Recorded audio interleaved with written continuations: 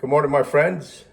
Today's project is we're going to tackle removing the tiles on the backsplash in my kitchen, and we're going to replace it with something similar to, I'm not sure yet, maybe subway tiles.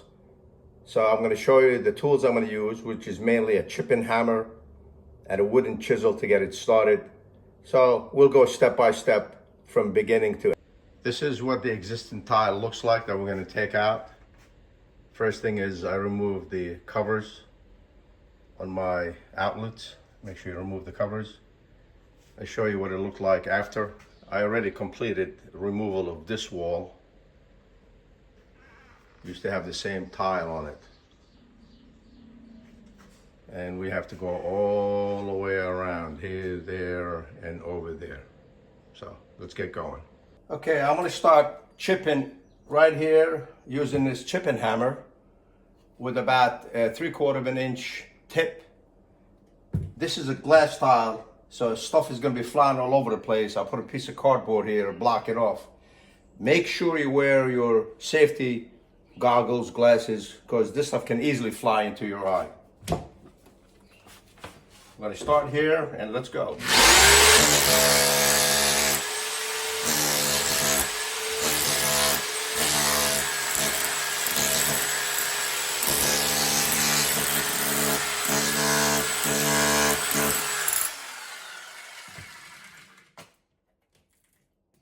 With a little bit of work, you could see how this will come out nice and clean.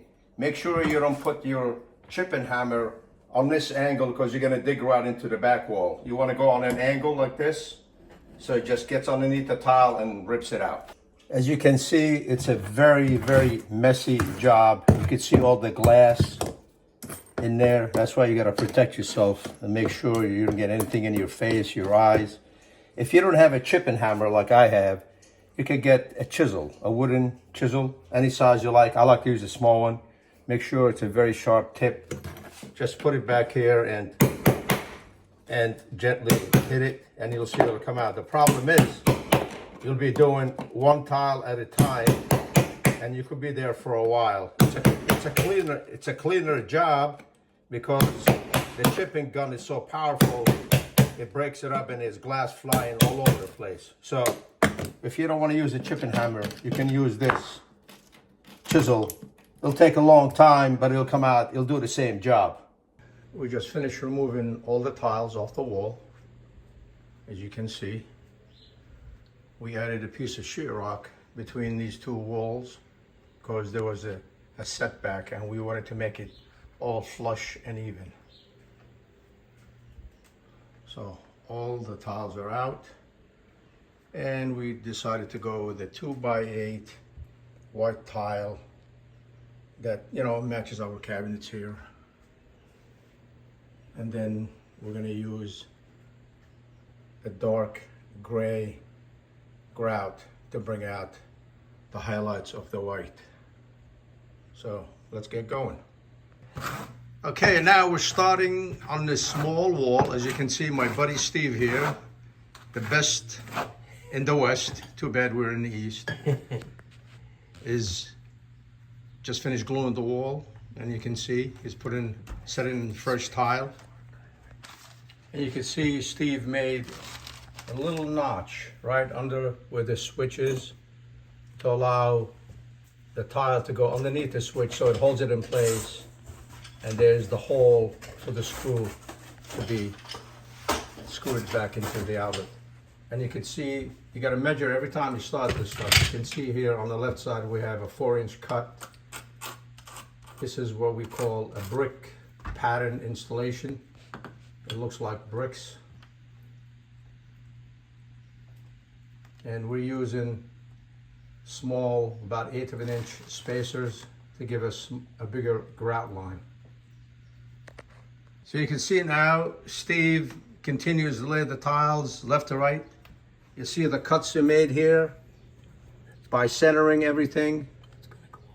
The cuts on the opposite wall will be identical. So we don't have one size on one side and a different size on the other side. Here we continue to lay the field and then we'll come back and fill in the cuts. This section here is all finished. Looks pretty nice. Now the installation is complete. You see, we put those fancy corner pieces. Then we did the bullnose on the outside as a cap. And we're gonna go ahead and tape the edges where the paint is in the walls, so we start grouting. Grout is gonna be slow, tedious, and a little messy. Here around the window sill, we use the bullnose piece. See these bullnose pieces right here? Gives it a nice clean finish. And we went ahead and pulled out the spacers between the tiles. You simply grab them and just pull them right out. They pop right out. So now we're going to go ahead and mix the grout and start grouting. Mix in the grout.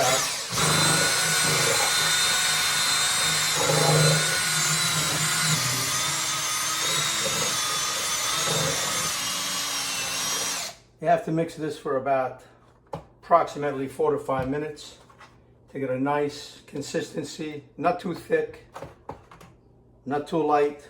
It goes on nice and easy. You gotta maintain that peanut butter feel. That's how I describe it. It feels like a thick peanut butter. Now that we did it, we're gonna go ahead and start to apply the grout with this rubber trowel. Take some out, as you can see, and start up at the top and apply the grout on an angle, 45, and press into the tiles, as you can see, so we can get it in all of the channels and all of the joints.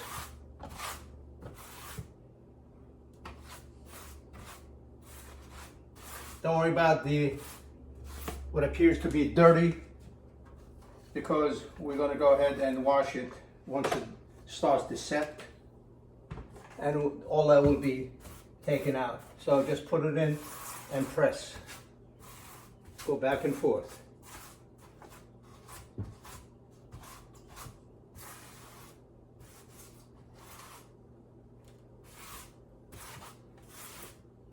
Don't skimp on this stuff. You got to make sure all the lines are filled in.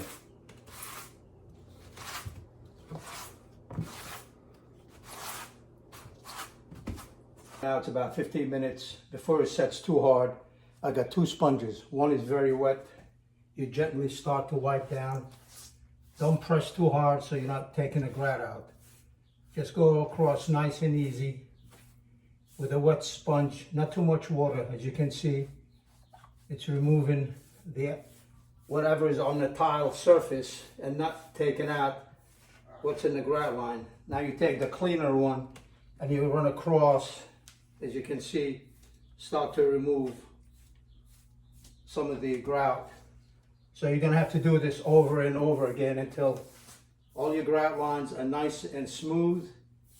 And be careful not to press too hard so you don't remove the grout. There you go. So I already cleaned this 3 times. This should be our last pass.